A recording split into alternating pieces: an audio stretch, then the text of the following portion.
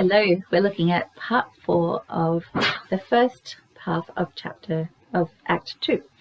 This part is where the story kind of jolts the main characters into getting back on track with the story goal. So far they are being diverted by the bee world and by all the pleasures of the bee world. Remember, their story goal is to beget the future king, and so they are to continue on that ancestral line that will become the kingly line. And we left them in part 3 of Act 2.1 just completely happy and content to stay that way. So all conflict is absent, all enemies are silenced. They have everything they could want. They are in a much better position than they could have hoped for at the beginning of the story.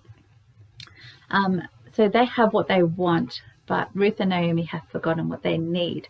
So the story will jolt them and set them back on track. We're going to have a revelation that Boaz is a kinsman redeemer, and that is a revelation that you can't ignore. And it seems like there will be real possibilities, but there's also risk. So Ruth told her mother-in-law about the one at whose place she had been working. "The name of the man I worked with today is Boaz," she said. "The Lord bless him," Naomi said to her daughter-in-law. "He has not stopped showing kindness to the living and to the dead." She added, "That man is our close relative. He is one of our kinsmen redeemers." And so that is the revelation that jolts them back on track, because now Naomi is leaping into action. She's like, oh wow, he is a kinsman redeemer. He has shown kindness to us. Maybe this could work out. Maybe he will continue my husband's line. Maybe the story goal of begetting the king, of begetting the ancestral line that will turn into the kingly line, maybe there's a possibility of that happening.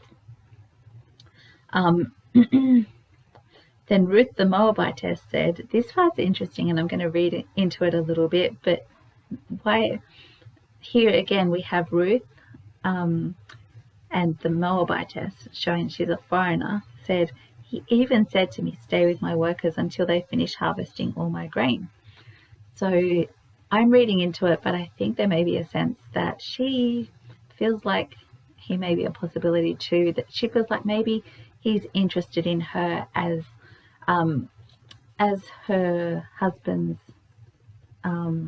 wife, as a kinsman redeemer. He can continue her husband's family line through her.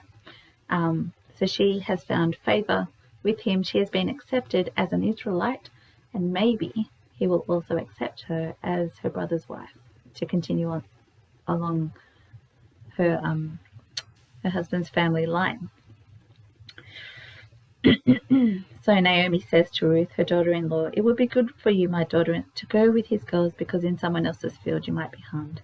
So Ruth stayed close to the servant girls of Boaz, so to glean until the barley and wheat harvest were finished, and she lived with her mother-in-law. So that's the midpoint. That's the revelation that shakes things up. From this point on, they will no longer just be reactive and just trying to make ends meet and to just try and find their feet back in Israel after the harvest.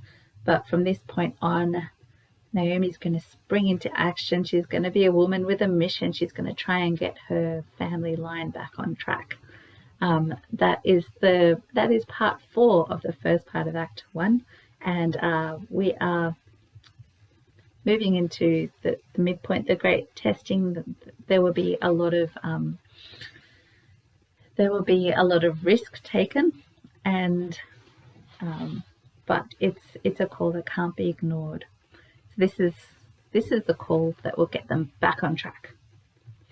So I'm excited to dive into the second part of Act 2, and I hope to see you there.